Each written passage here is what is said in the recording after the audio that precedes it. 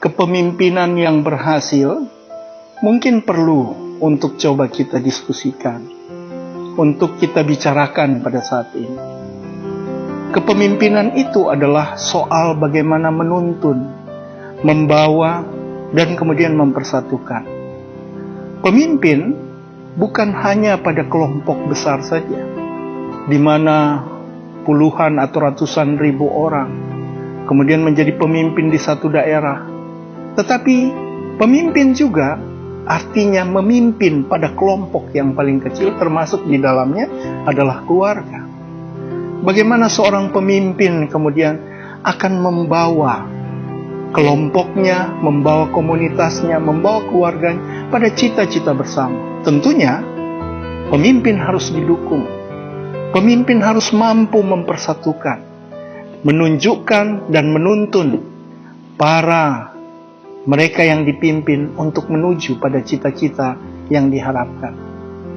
Tentunya upaya seorang pemimpin adalah berusaha agar supaya pikiran dan perasaan, keputusan yang dihasilkan oleh pemimpin itu bisa diterima. Semua memiliki semangat yang sama, bersatu untuk berjuang bersama menuju pada yang kita tuju. Itulah pemimpin.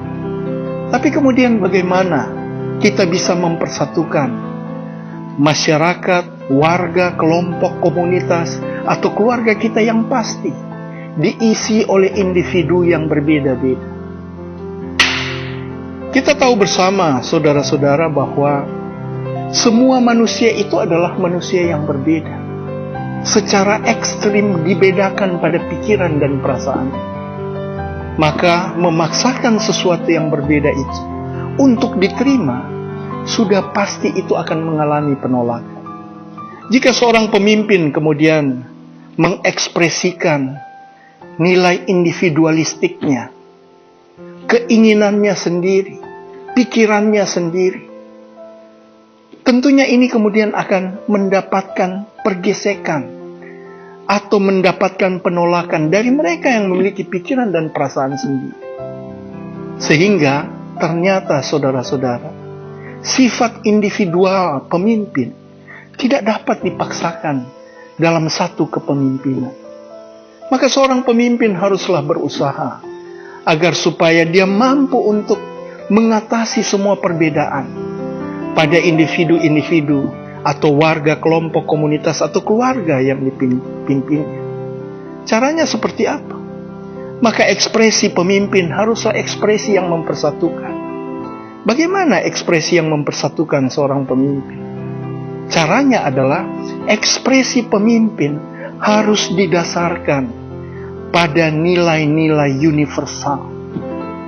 Dua ekspresi manusia, yang satu adalah ekspresi individual, yang pasti berbeda satu dengan yang lain. Tetapi ekspresi universal adalah ekspresi dasar yang Tuhan berikan sebagai sifat dasar manusia, yang ketika kita ekspresikan, semua manusia yang berbeda dapat dipersatukan. Caranya seperti apa? Ekspresi universal itu adalah ekspresi yang kemudian diekspresikan pemimpin, mengekspresikan sifat-sifat dasar yang Tuhan berikan kepadanya. Apa itu? Ketulusan, kejujuran, keikhlasan, kasih, penuh cinta, niat baik, keadilan. Semua itu adalah ekspresi yang tidak bisa kita kamuflase, yang tidak bisa kita palsukan. Bahwa kejujuran, keikhlasan tidak dapat kita samarkan dengan kata-kata. Keikhlasan, kejujuran, cinta, ketulusan kemudian akan dirasakan, karena semua umat manusia yang ada di muka bumi ini pernah merasakan arti dari cinta, kasih, ketulusan, keikhlasan, kejujuran yang menjadi sifat dasar manusia. Maka jika kemudian pemimpin mau dan dapat mempersatukan semua mereka yang dipimpinnya, berusahalah untuk mengekspresikan nilai-nilai universal dalam kepemimpinannya. Pemimpin yang memiliki sifat universal tidak akan membeda-bedakan. Tidak akan kemudian memprioritaskan yang satu berdasarkan latar belakang agama, golongan, adat, suku, budaya, dan sebagainya.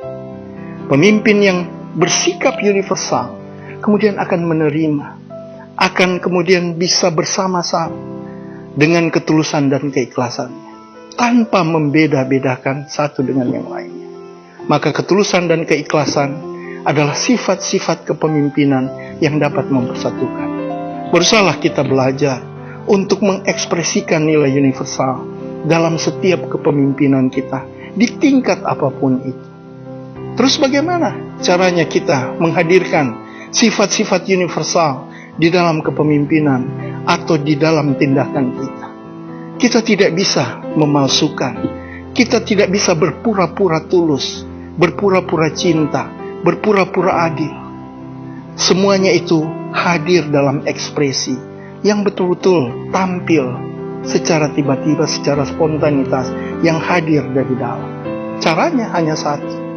Selalulah mengasah jiwa kita lewat hubungan kita yang selalu berulang-ulang kita lakukan dengan Tuhan.